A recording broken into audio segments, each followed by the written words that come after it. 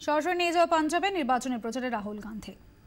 वो आंध्रा, तमिलनाडु, असम, गुजरात हर प्रदेश में जाता है।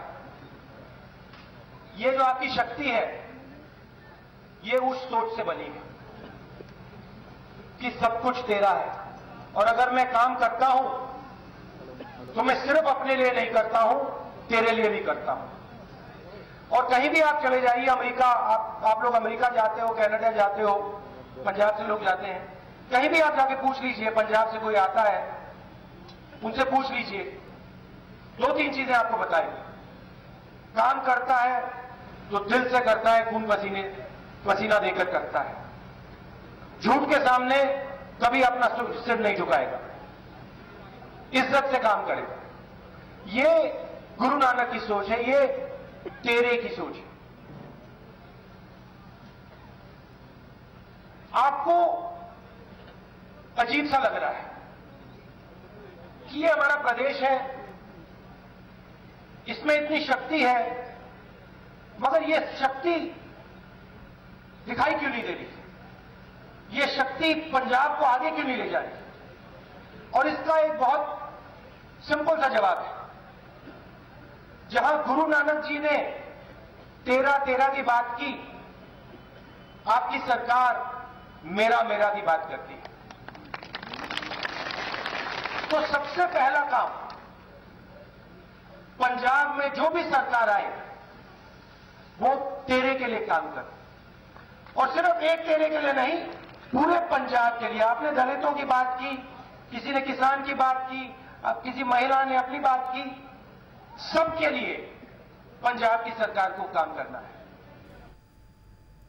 পাঞ্জাবের নির্বাচনী প্রচারে ছিলেন রাহুল গান্ধী। এই মুহূর্তে যে খবরে নজর রাখবো, কল্যাণ বন্দ্যোপাধ্যায়কে ফোনে হুমকি দেওয়া হয়েছে বলে অভিযোগ করেছেন তিনি। নিজেকে বিজেপি সমর্থক বলে দাবি করেন অভিযুক্ত। ইতিমধ্যে হেয়ার স্ট্রিট থানা তদন্ত শুরু করেছে। বিক্রম দাস এ বিষয়ে আরো বিস্তারিত জানাবে।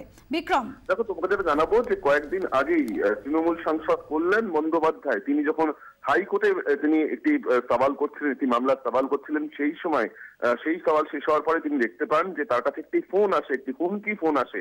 সেই ফোনে এক ব্যক্তি, সে যে নিজেকে বিজেপি সমর্থক বলে দাবি করেন, তিনি কিন্তু কল্যাণ বন্দ্যোপাধ্যায়কে অশ্লীল ভাষায় গালিগালাজ করেন এবং তার সঙ্গে সঙ্গে তাকে খুনের হুমকি পর্যন্ত দেন। এবং এই ঘটনা ঘটার পরেই কিন্তু যেটা জানা যাচ্ছে যে শুধু একবার নয়, এরকম একাধিকবার কল্যাণ বন্দ্যোপাধ্যায়ের ফোনে এই অভিযুক্ত ব্যক্তি, অর্থাৎ যে ফোন করেছিল, যে নিজেকে বিজেপি সমর্থক বলে দাবি করছেন, তিনি কিন্তু বারবার ফোন করে এই ধরনের খুনের হুমকি দিচ্ছিলেন। এরপরই কল্যাণ বন্দ্যোপাধ্যায়ের তরফে এক ব্যক্তি, তার প্রতিনিধি, হেয়ার স্ট্রিট থানায় গোটা বিষয়টি জানান, তিনি অভিযোগ করেন, এবং সেই অভিযোগ পাওয়ার পরই কিন্তু কলকাতা পুলিশের তরফে কোনো ঝুঁকি নেওয়া হয়নি। যেহেতু কল্যাণ বন্দ্যোপাধ্যায় তিনি তৃণমূলের গুরুত্বপূর্ণ সাংসদ, তাকে এই ধরনের হুমকি ফোন করা হচ্ছে বারবার করে।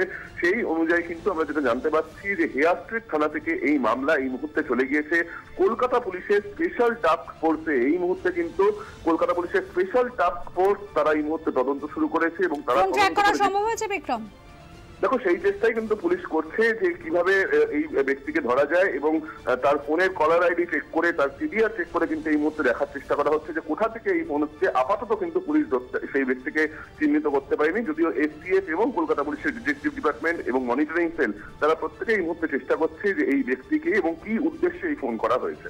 ধন্যবাদ বিক্রম।